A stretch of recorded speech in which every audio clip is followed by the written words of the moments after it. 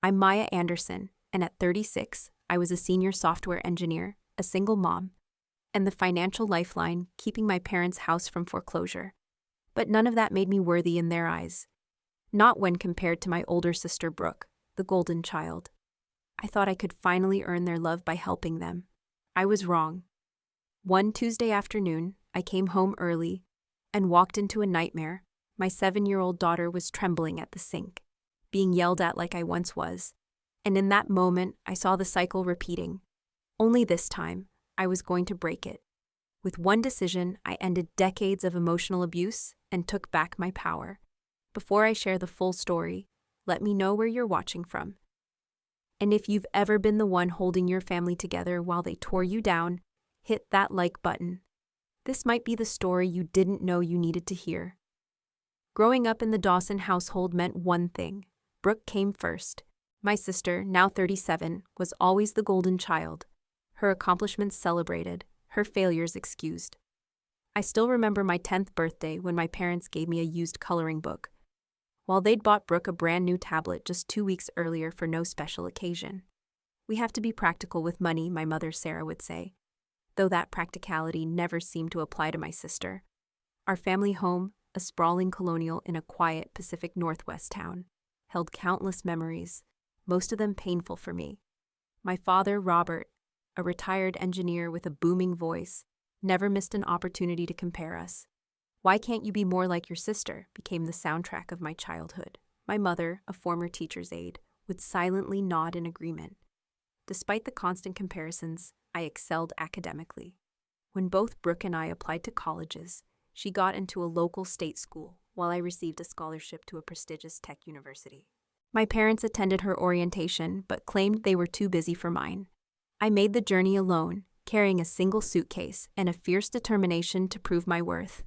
After graduating with honors in computer science, I worked my way up to become a senior software engineer for a leading tech firm in Seattle. The irony wasn't lost on me that the daughter they'd neglected would become their financial safety net years later. My marriage to David wasn't planned as carefully as my career.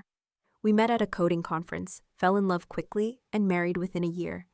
Chloe came along soon after, a beautiful, curious girl with her father's kind eyes and my stubbornness. But David wasn't ready for fatherhood. When Chloe turned 4, he announced he'd made a mistake and left us for his 25-year-old assistant. The divorce was quick but painful. As a single mother, I needed help with childcare. When my parents offered to watch Chloe twice a week while I worked late, I reluctantly agreed. Despite our strained relationship, I wanted Chloe to know her grandparents, and frankly, good babysitters in Seattle weren't cheap. 5 years ago, when my parents faced foreclosure on their house, I stepped in. Dad had made some poor investment decisions, sinking their retirement savings into a risky startup, and they were 4 months behind on mortgage payments. "It's just temporary," they promised, as I set up automatic transfers to cover their $2,500 monthly mortgage. That temporary arrangement had stretched to 5 years with no end in sight. Meanwhile, Brooke married a real estate agent named Mark, had 2 daughters, Lily and Olivia, now 13 and 11, and worked part-time staging houses.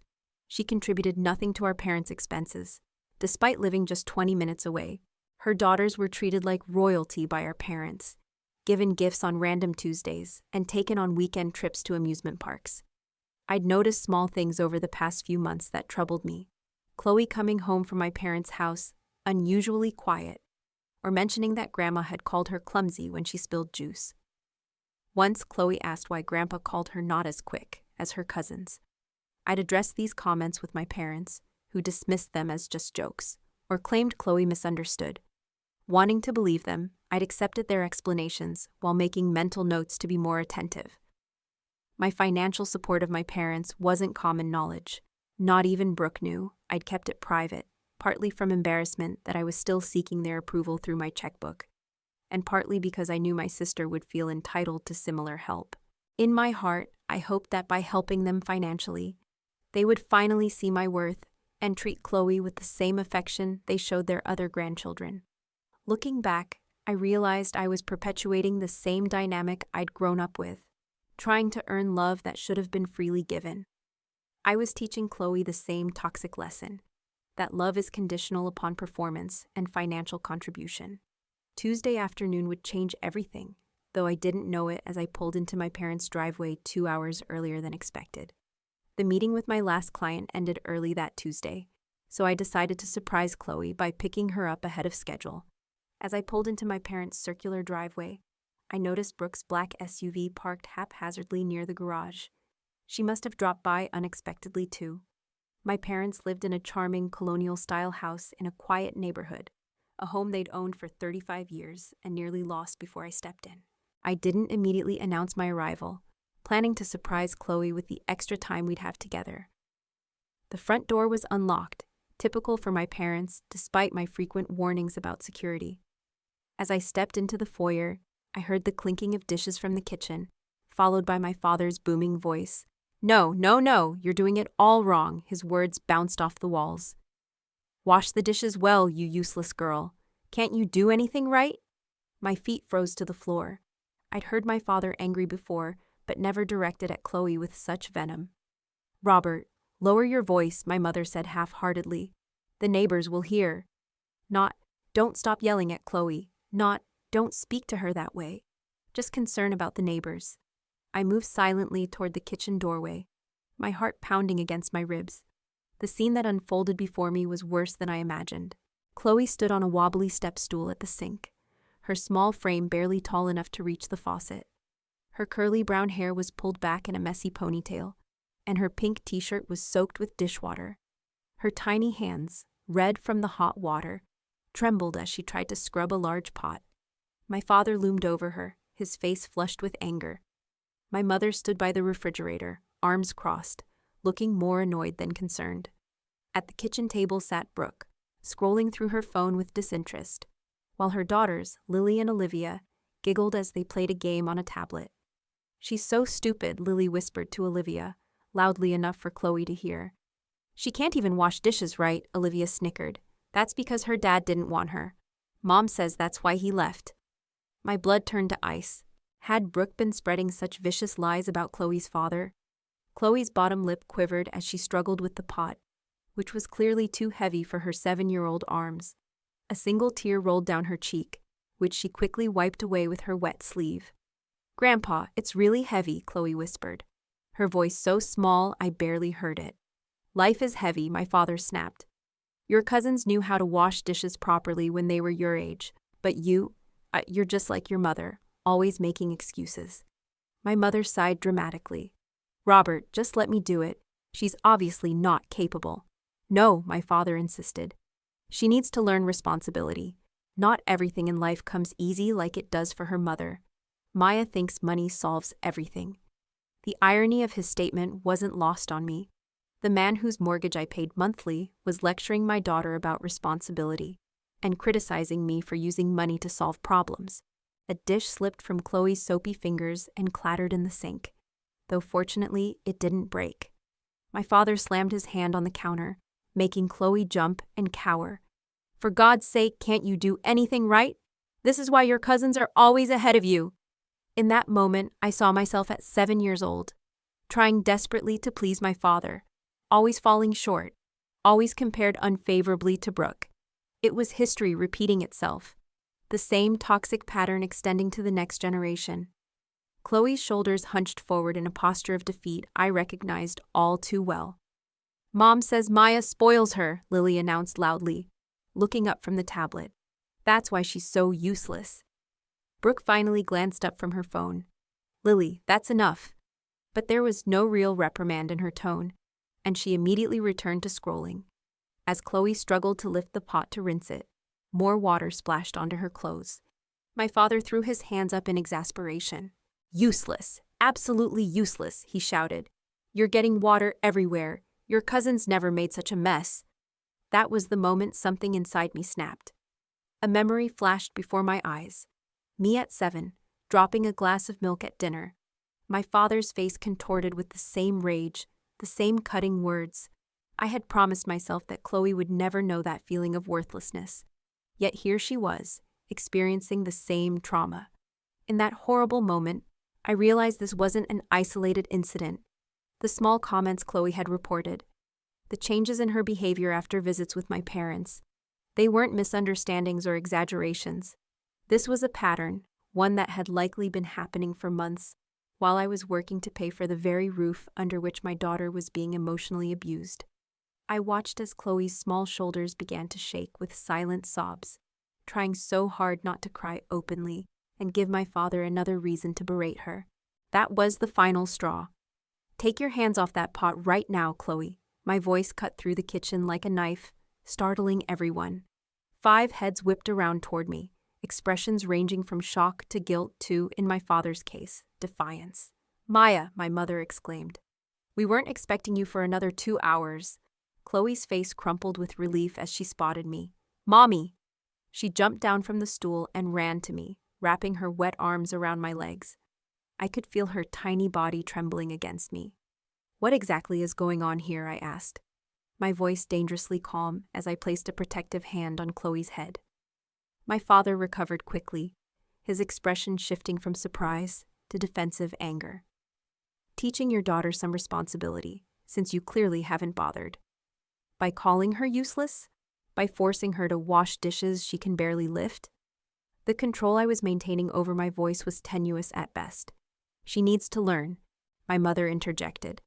"The girls all help around the house." I looked pointedly at Lily and Olivia, who were still playing on their tablet. No chores in sight.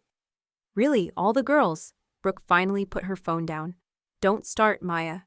"Did they? Or is it just that Chloe is the only one expected to earn her keep around here?" I countered. My father stepped forward, towering over me just as he had over Chloe moments before. It was a tactic that had intimidated me throughout my childhood, but it wouldn't work today. "Don't you take that tone with us," he growled. "We're watching your daughter for free twice a week so you can chase your fancy career. A little gratitude would be appropriate." "Gratitude?" I echoed, disbelief coloring my voice. "For emotionally abusing my child? For calling her useless and stupid?" "We never said stupid," my mother quickly defended. "But you stood by while Lily did," I shot back. "And don't pretend this is the first time. Chloe, sweetheart." I knelt down to my daughter's level. "Has Grandpa talked to you like this before?" Chloe glanced fearfully at my father before nodding slowly. "Use your words, honey. It's okay to tell the truth." "Every time I come here," she whispered, "Grandpa makes me clean while Lily and Olivia play. When I can't do something right, he gets really mad and says I'm not as good as them." The room fell silent. My mother looked away, unable to meet my eyes. Brooke shifted uncomfortably while my father's face reddened further. "That's an exaggeration," he snapped. "She's being dramatic." "No, I'm not," Chloe's voice gained strength. "You called me stupid last week when I couldn't read the big word in your newspaper. You said Lily could read it when she was 5. I felt sick. What other things have they said to you that you haven't told me about?" Chloe looked down at her shoes. "Grandma told me not to eat too much because I'll get fat like Daddy was. And Lily said my daddy left because he didn't want me and Grandma heard her say it but didn't tell her to stop." I stood up slowly, my entire body shaking with rage. "Brooke, get your daughters and leave." "Oh, excuse me," Brooke scoffed. "You don't get to order me around. Either you leave or you can stay and hear exactly what I think of you allowing your children to bully a 7-year-old. Your choice." Something in my expression must have convinced her I meant business. With an exaggerated sigh, she collected her daughters and their tablet. "Come on, girls. Aunt Maya is having one of her moments." As they filed past me, I called after her. "And Brooke, if I ever hear that your daughters have repeated those lies about Chloe's father again, our relationship is permanently over." Once the front door slammed behind them, I turned back to my parents. "How dare you? How dare you treat my daughter this way?" "You're overreacting," my mother said dismissively. "Children need discipline." "Discipline? This isn't discipline. This is the same emotional abuse you subjected me to my entire childhood. The same favoritism, the same impossible standards, the same cruel comparisons. We gave you everything," my father shouted. "A roof over your head, food, education." "You gave Brooke everything," I corrected him. "I was just the afterthought, the one who was never quite good enough. And now you're doing the same thing to Chloe. After all we've done for you," my mother's voice took on the martyred tone I knew so well. "This is how you repay us? With accusations and ingratitude?" I laughed, a harsh sound without humor. What exactly have you done for me, Mom? Because from where I'm standing, I'm the one who's been supporting you both for the past 5 years. Their faces registered shock. Clearly, they hadn't expected me to mention the financial arrangement in front of Chloe. That's different, my father blustered. That's family helping family. Family doesn't call a 7-year-old useless. Family doesn't stand by while a child is bullied. And family certainly doesn't play favorites with grandchildren. I took Chloe's hand firmly in mine. We're leaving, and don't expect us back anytime soon. You're being ridiculous, my mother hissed. You can't keep Chloe from us. We're her grandparents. Watch me, I replied, my voice steady despite the storm raging inside me. Being grandparents is a privilege, not a right. And you've just lost that privilege. As I guided Chloe toward the door, my father called after me. Don't forget who pays your bills, young lady. I stopped and turned slowly. I think you have that backwards, Dad. I pay your bills, but don't worry, that's about to change too. We left them standing in the kitchen, my father's face purple with rage, my mother's mouth open in shock. In the car, Chloe's small voice broke the silence. Are we in trouble, Mommy? I looked at her in the rearview mirror, this beautiful child who deserved so much better than what my parents had given her. No, sweetheart, we're not in trouble, but Grandma and Grandpa are. The drive home was painful. Chloe sat quietly in her booster seat, occasionally sniffling. At a red light, I glanced back to see her staring out the window, her usually vibrant face hollow with exhaustion. Chloe, I need you to know something, I said gently. Nothing that happened today was your fault. Nothing. But I couldn't wash the dishes right, she whispered. Honey, you're 7 years old. You shouldn't have been washing heavy pots at all. That's an adult job. Grandpa said I needed to learn because you spoil me. Each word was like a knife to my heart. Can you tell me what else happens when you're at Grandma and Grandpa's house? The truth, even if it's hard to say. As we drove through Seattle's evening traffic, Chloe's story unfolded. Every Tuesday and Thursday while I worked late, my parents had been putting her to work, cleaning bathrooms, vacuuming, even weeding the garden. Meanwhile, when Brooke dropped off her daughters, they were treated to cookies and cartoons. The blatant favoritism extended to meals. Her cousins got dessert, Chloe didn't. Activities, her cousins chose the games. Chloe had to go along. And praise lavished on her cousins, withheld from Chloe.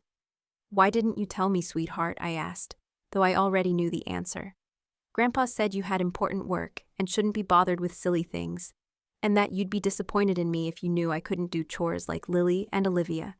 We reached our apartment building, but I couldn't bring myself to get out of the car yet. Guilt crushed me like a physical weight.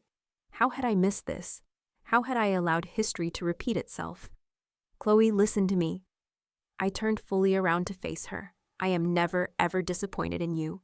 You are the best thing that ever happened to me. And you will never have to earn my love by doing chores or being perfect, okay? Her small nod wasn't convincing, but it was a start. That night, after tucking Chloe into bed with extra stories and reassurance, I sat at my kitchen table with a glass of wine and my laptop. My hands hovered over the keyboard, trembling slightly as I logged into my online banking portal. Years of automatic payments to my parents' mortgage company were listed, $2,500 every month without fail, totaling over $150,000. I clicked Cancel Recurring Payment and confirmed without hesitation. Next, I called my financial advisor, David, despite the late hour.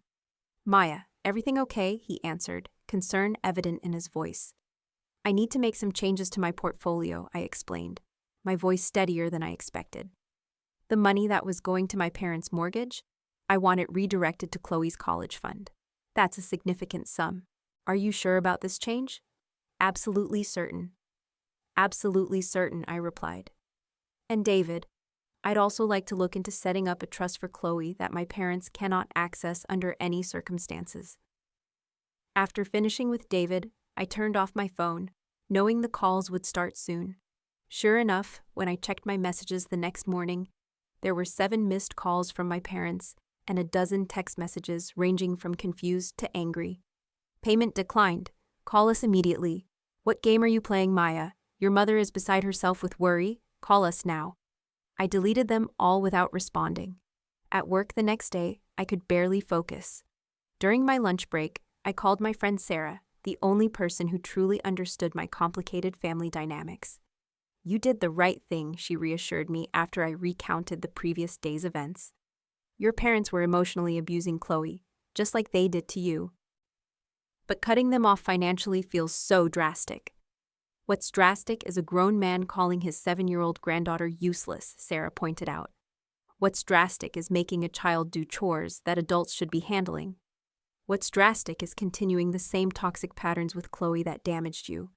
What you did, that's just establishing boundaries. Her words helped, but didn't entirely alleviate my guilt. Years of conditioning had taught me that my parents' happiness was somehow my responsibility.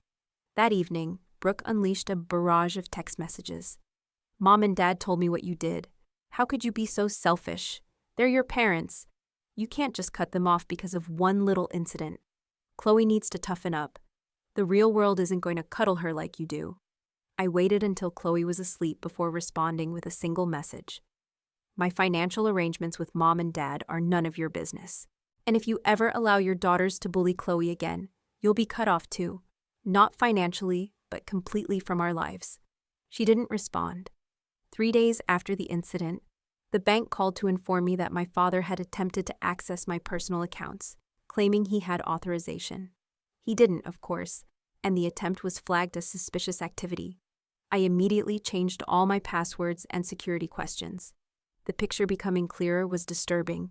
My parents had never viewed me as a daughter they loved unconditionally. I was a resource, a means to financial security, someone whose primary value was what I could provide for them. And they were grooming Chloe to see herself the same way. Through careful conversations with Chloe and her pediatrician, I learned more about what had been happening during those twice-weekly visits. My parents had been systematically undermining Chloe's self-esteem while elevating her cousins.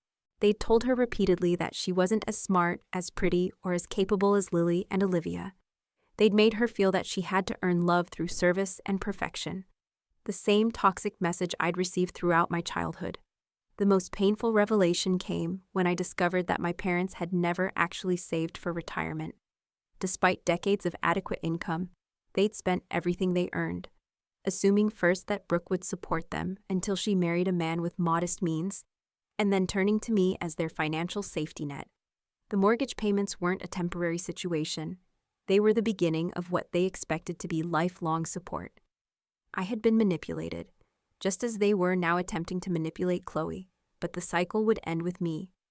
A week after I canceled the mortgage payments, my parents escalated their attempts to contact me. My father left a threatening voicemail that made my skin crawl. "Maya, this is your father. I don't know what kind of game you're playing, but it ends now. We received a notice from the bank about the mortgage payment. Fix this immediately. You have a responsibility to this family.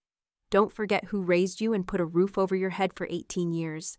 Call me back today or there will be consequences." His message confirmed what I already knew. They saw my financial support not as generous assistance, but as an obligation, a debt I owed them simply for existing. My mother took a different approach, calling my office directly when I wouldn't answer her calls to my cell phone. "Maya Anderson's office," my assistant answered. "This is Sarah Dawson, Maya's mother," I heard her say when my assistant put the call on speaker per our arrangement. "I need to speak with her right away. It's an emergency."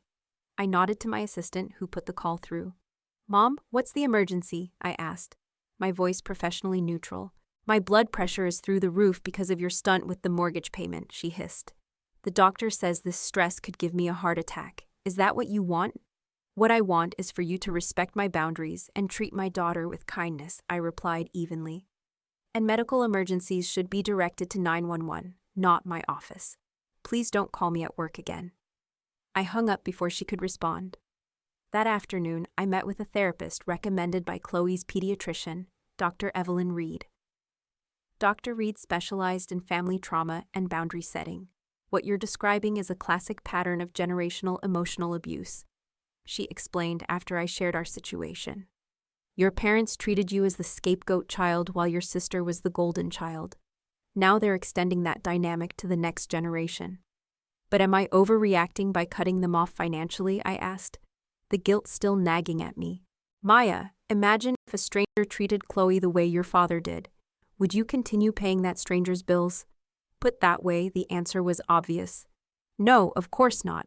Financial support is not an obligation, especially when it's being used as leverage for continued emotional abuse. Your parents are adults who are capable of supporting themselves. Your daughter is a child who depends on you for protection. I left that session feeling more validated, but unprepared for what came next. 2 days later, while picking Chloe up from school, I ran into Brooke doing the same with Olivia. She cornered me in the parking lot. "The bank is threatening foreclosure again," she said, without preamble. "Mom and Dad can't make the payment on their own." "That's unfortunate," I replied, helping Chloe into her booster seat. "That's it? That's all you have to say?" Brooke's voice rose, attracting attention from other parents. "They're your parents, Maya." "Yes, they are. And Chloe is my daughter. I will not finance people who abuse her, family or not." "Abuse? Don't be so dramatic. Dad was just trying to teach her responsibility. By calling her useless? By forcing her to do chores her cousins don't have to do? By telling her she's not as good as Lily and Olivia?" I kept my voice low but firm. "That's emotional abuse, Brooke. And you know it because we both grew up with it. The difference is you were on the favored side. So this is about childhood jealousy? You're punishing Mom and Dad because you think they loved me more? No. This is about protecting my daughter from experiencing the same damage I did. And if you had any empathy at all, you'd understand that." Brooke's expression shifted, a momentary flicker of something like recognition crossing her face before the defensiveness returned. "Well, don't expect me to bail them out. Mark and I can't afford their mortgage." "I never expected you to," I replied honestly. "But maybe it's time our parents learn to support themselves instead of depending on their children." That evening, my parents showed up unannounced at my apartment. I spotted them through the peephole and spoke through the closed door. "I'm not opening the door. Please leave." "Maya, don't be ridiculous," my mother's voice was shrill. "We need to talk about this like adults." "I agree. When you're ready to talk respectfully and acknowledge how you've treated Chloe, we can meet in a neutral location with a family therapist present. Until then, please leave before I call building security." "You'd call security on your own parents? After everything we've done for you?" My father's voice boomed through the door. "Yes, I would.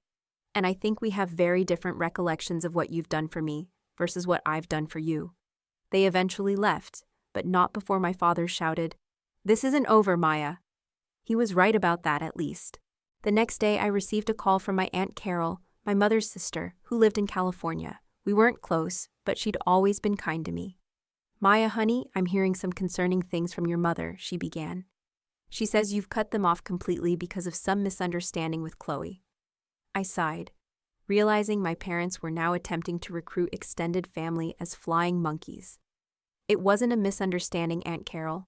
Dad was verbally abusing Chloe while Mom stood by and did nothing, just like they did with me growing up."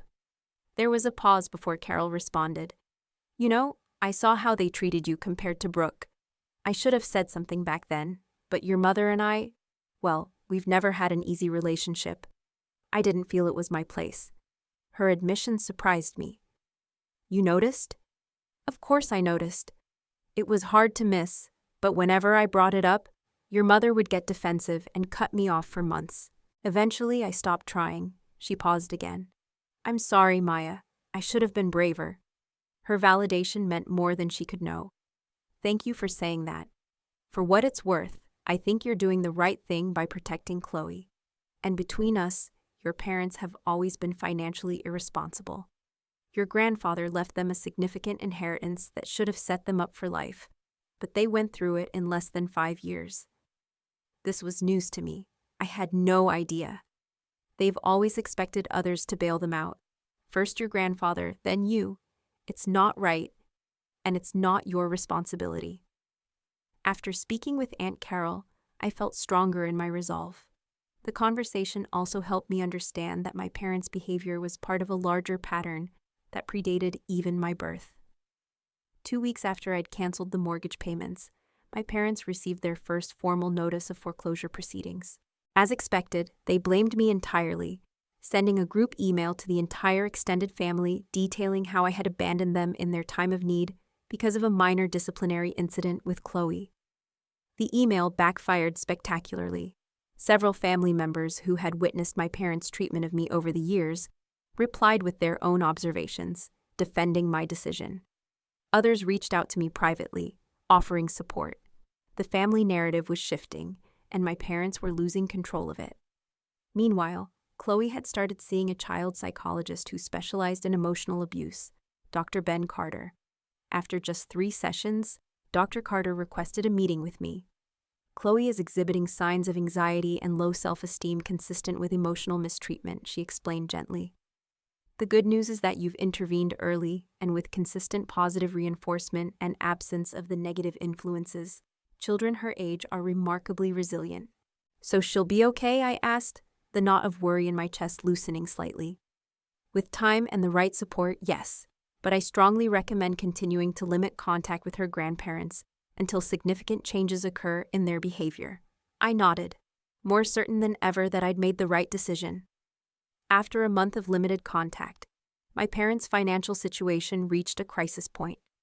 The bank had scheduled a foreclosure date, and reality was finally setting in. My father called on a Sunday afternoon, his voice noticeably subdued. "Maya, we need to talk in person." I'd been expecting this call. "I'm willing to meet, but only with a family therapist present, as I mentioned before." He started to argue but stopped himself. "Fine, whatever you want." I arranged for us to meet with Dr. Evelyn Reed, the therapist I'd been seeing at her office the following week. I hired a babysitter for Chloe, not wanting to expose her to potentially volatile emotions. The office was a neutral space with comfortable seating and soft lighting, designed to put clients at ease. My parents arrived precisely on time, both looking more disheveled than I'd ever seen them. My father had lost weight, and my mother's usually perfectly styled hair was pulled back in a hasty ponytail. Dr. Reed began by establishing ground rules. We're here to communicate openly and honestly, but respectfully. Everyone will have a chance to speak without interruption. Our goal is to understand each other's perspectives and find a path forward, if possible. My father shifted impatiently, but nodded. "Maya, would you like to start by explaining why you requested this meeting?" Dr. Reed asked. I took a deep breath. "I'm here because I want to establish clear boundaries regarding Chloe. What happened at your house last month was emotional abuse, and it wasn't an isolated incident. Chloe has shared multiple examples of being treated differently from her cousins, being belittled, and being made to feel worthless." "That's an exaggeration," my mother interrupted immediately. Dr. Reed held up her hand. "Sarah, you'll have your turn to respond. Please allow Maya to finish." I continued. "This pattern of favoritism and criticism is exactly what I experienced growing up. The difference is that I'm in a position to protect Chloe from it. I will not allow her to internalize the message that she has to earn love through perfection or service. As for the financial situation," I added, "I've been supporting you both for 5 years with the understanding that it was temporary assistance during a difficult time. Instead, it's become an expectation with no end date. I'm not comfortable continuing to finance people who mistreat my daughter, regardless of our family relationship."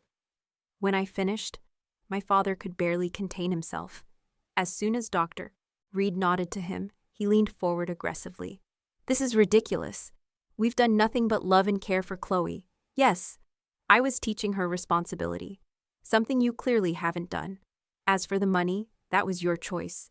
Nobody forced you to help us, but to cut us off without warning because of one stern moment is vindictive and cruel." "Robert," Dr. Reed interjected, "I hear that you feel Maya's decision was unfair. Can you try to understand why, from her perspective, seeing her daughter called useless might have been deeply concerning?" "Kids need discipline," he insisted. "The world isn't going to cuddle her." "There's a difference between discipline and humiliation," I pointed out. "Calling a child useless isn't discipline, it's emotional abuse." My mother jumped in, her voice taking on the wounded tone I knew so well. "We've always done our best, Maya. We're not perfect, but we love Chloe. And we're your parents. You can't just cut us out of your life because we disciplined her once." "It wasn't once," I replied firmly. "Chloe has told me about numerous incidents where she was made to feel less than her cousins, where she was given chores they weren't expected to do, where she was criticized while they were praised." "Children exaggerate," my mother dismissed. Dr. Reed leaned forward. "Sarah, Robert, I'd like to share something from my professional experience. Children rarely fabricate specific patterns of emotional mistreatment. They might misinterpret a single incident, but consistent reports of differential treatment usually have a basis in reality. My father's face reddened. So you're taking her side too? I'm not taking sides, Dr. Reed clarified. I'm providing context from my expertise. What matters now is whether you're willing to acknowledge that your behavior might have hurt Chloe and work toward changing that dynamic. And if we do, my father demanded, Father, will you start paying the mortgage again? His question revealed everything about his priorities. Not Chloe's well-being, not repairing our relationship, the money. No, I said quietly. My financial support was never contingent on your behavior. It was always meant to be temporary, and it's now concluded permanently.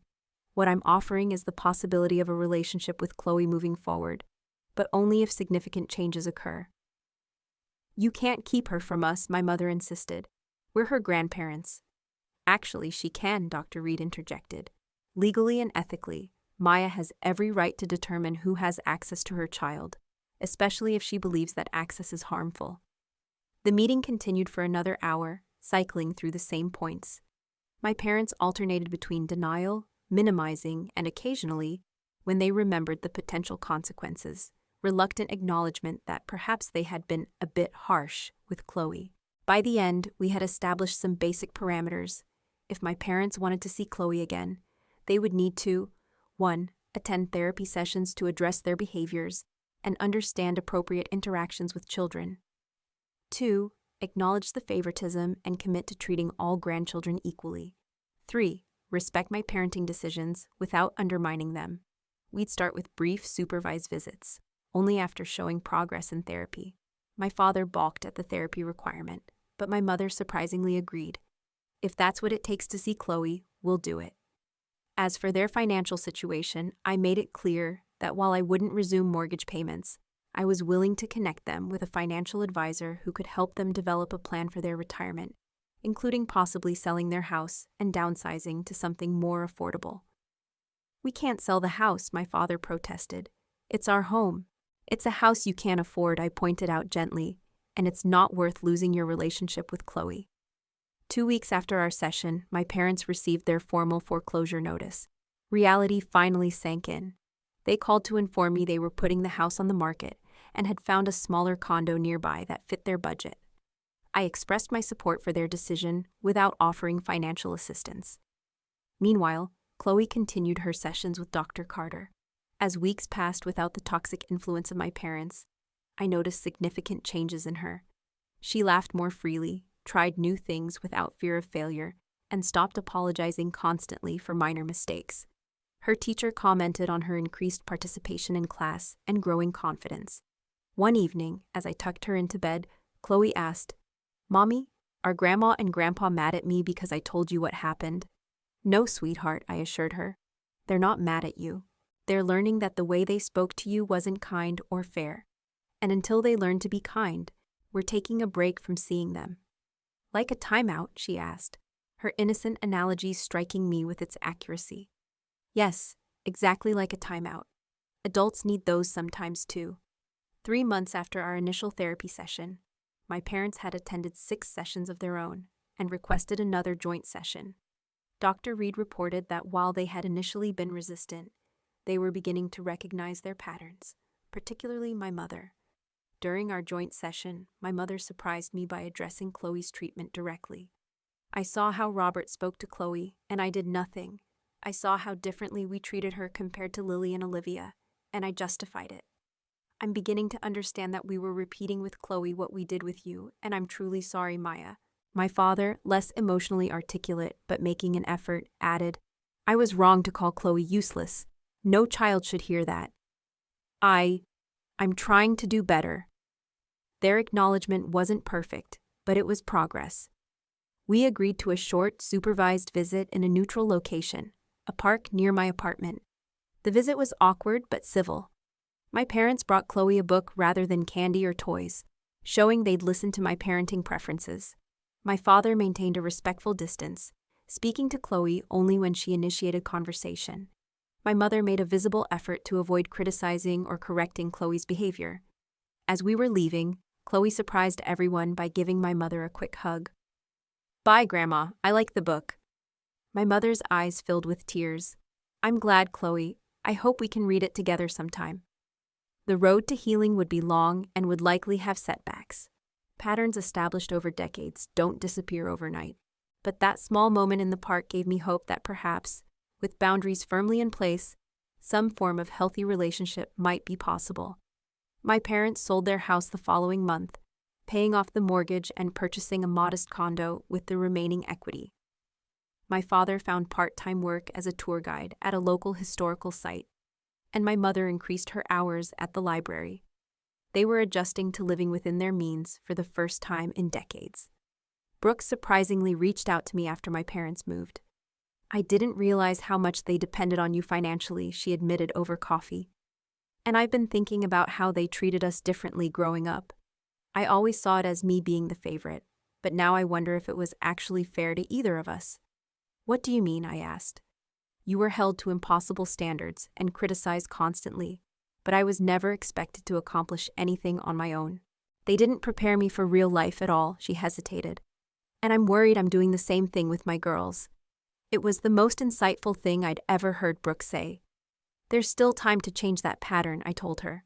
6 months after the incident in my parents' kitchen, we had established a new normal. Chloe saw her grandparents once every 2 weeks for a few hours, always with me present. My parents continued their therapy, making slow but steady progress in understanding the damage their behavior had caused. They had apologized to Chloe directly, in age-appropriate terms, for making her feel bad about herself.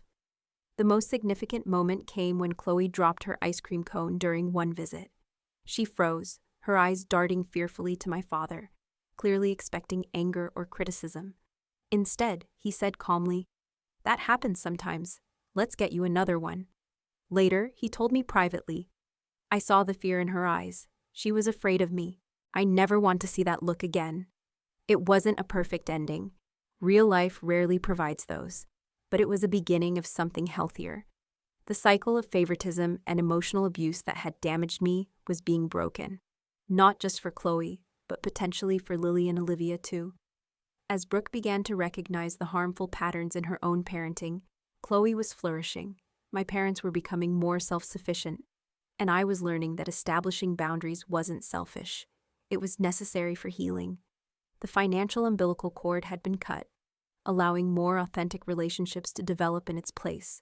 6 months turned into a year, and the changes in our family dynamic became more established. Chloe, now 7, had blossomed in ways that made my heart swell with pride.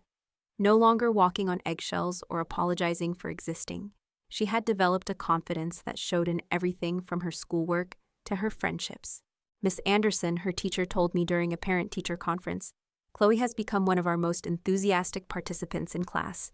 Last year, she was so hesitant to answer questions, but now she's the first to raise her hand." These changes hadn't happened overnight. They were the result of consistent therapy, a stable, affirming home environment, and careful rebuilding of her relationship with my parents under supervised conditions. Our new family routine involved brief visits with my parents every other weekend, always in public places or at my apartment with me present. These boundaries had initially felt rigid and uncomfortable, but over time, they created a sense of safety that allowed genuine connections to form. My parents had downsized to a 2-bedroom condo that they could actually afford. The process of selling their house and eliminating their debt had been painful, but ultimately liberating for them. My father had continued his part-time work as a historical tour guide, discovering a genuine passion for storytelling that had been dormant during his teaching career.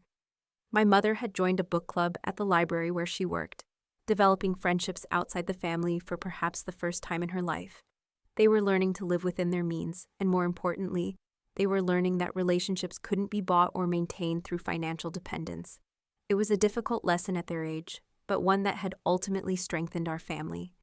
"I never realized how much our financial situation affected our relationship with you," my mother admitted during one of our conversations. "We started seeing you as a resource rather than a daughter. That wasn't fair to you." My father, still less verbally expressive than my mother, showed his change through actions rather than words. He had begun asking Chloe about her interests and actually listening to her responses. He brought books on topics she enjoyed and sat patiently while she read to him. never correcting or criticizing when she stumbled over words. The most remarkable change came in the relationship between Chloe and her cousins. Brooke, shaken by the family upheaval and her own recognition of the unhealthy patterns she was perpetuating, had begun family therapy with her daughters. Lily and Olivia, initially resistant, were slowly learning that privilege and favoritism didn't serve them well in the long run.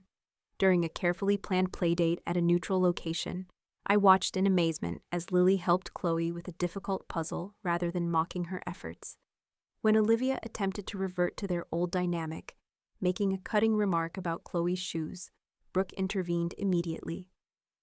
"Olivia, that comment wasn't kind or necessary. Please apologize to your cousin." The look of shock on Olivia's face was matched only by the surprise on Chloe's. But the apology came, awkward but genuine, and a small shift occurred in their relationship. Family therapy continued, both individually and occasionally as a group. During one particularly powerful session, Dr. Reed guided us through an exercise in which each person shared what they needed from the others to feel valued and respected. When it was Chloe's turn, she said simply, "I need everyone to remember that I'm still learning. It's okay if I make mistakes." The simplicity and wisdom of her statement brought tears to my eyes. Out of the mouth of a 7-year-old came the lesson my parents had failed to learn in 7 decades. My relationship with Brooke had undergone its own transformation. The wall of resentment and competition that had separated us since childhood had begun to crumble as we both recognized our roles in the dysfunctional family system. "I always thought you were just jealous of me," she confessed during a rare sister lunch. "I never understood that I was benefiting from their favoritism at your expense. And I always thought you were complicit in it," I admitted. "I never considered that being the golden child came with its own pressures and problems." We weren't best friends and probably never would be, but we had developed a mutual respect that would have been unimaginable a year earlier. The most profound change, however, was within me. The guilt and obligation that had driven me to financially support my parents while accepting their mistreatment of Chloe had been replaced by a clear-eyed understanding of healthy boundaries. I had learned that love didn't require martyrdom, that helping others shouldn't come at the expense of my child's well-being, and that financial support wasn't a substitute for genuine respect. I'd also learned the power of breaking generational patterns. By refusing to allow Chloe to be treated as I had been, I had not only protected her, but had created the possibility of healing for our entire family. The cycle of emotional abuse, favoritism, and financial dependence that had persisted for generations had been interrupted. A year after that fateful day in my parents' kitchen, we celebrated Chloe's 7th birthday with a small party at our apartment. My parents attended, bearing a thoughtfully chosen gift and interacting appropriately with Chloe and her friends. Brooke brought Lily and Olivia, who played with the other children without the hierarchical dynamic that had previously defined their relationship with Chloe. As I watched Chloe blow out her candles, surrounded by people who were learning to love her properly, I felt a sense of peace I hadn't known was possible. The journey hadn't been easy, and there would undoubtedly be challenges ahead. But we had fundamentally changed our family's trajectory. That night, after the guests had left and Chloe was tucked into bed, she asked me a question that summed up everything we had been through. "Mommy, is it okay that I love Grandma and Grandpa again, even though they were mean before?" I sat on the edge of her bed, choosing my words carefully. "Absolutely, sweetheart. People can make mistakes, even big ones, and still change for the better. The important thing is that they're trying to be kinder now, and that you know you deserve to be treated with respect and love, always." She nodded thoughtfully. "I think they're learning, just like I'm learning my multiplication tables. Sometimes it's hard to learn new things when you're old." I laughed at her characterization of my parents as old, but the wisdom in her observation was undeniable. "That's very true, Chloe, and I'm proud of you for being willing to give them another chance." As I reflect on our journey, I realize that canceling my parents' house payments wasn't really about revenge. Though it might have felt that way in the moment. It was about refusing to fund my own daughter's mistreatment. It was about breaking financial dependence that had become toxic. And most importantly, it was about showing Chloe that she was worth standing up for. Even when it was difficult, even when it meant confronting family. The truth is, sometimes the most loving thing we can do for others is to establish clear boundaries. Sometimes the path to healing requires discomfort and change, and sometimes protecting those we love means making difficult choices that others may not understand. What about you? Have you ever had to establish difficult boundaries with family members? How did you balance compassion with self-protection? I'd love to hear your stories in the comments below. Remember to like this video if you found our journey helpful. Subscribe for more stories about family healing and boundaries. And share with someone who might need to hear that standing up for themselves or their children is not only okay, it's sometimes necessary. Thank you for joining us on this journey.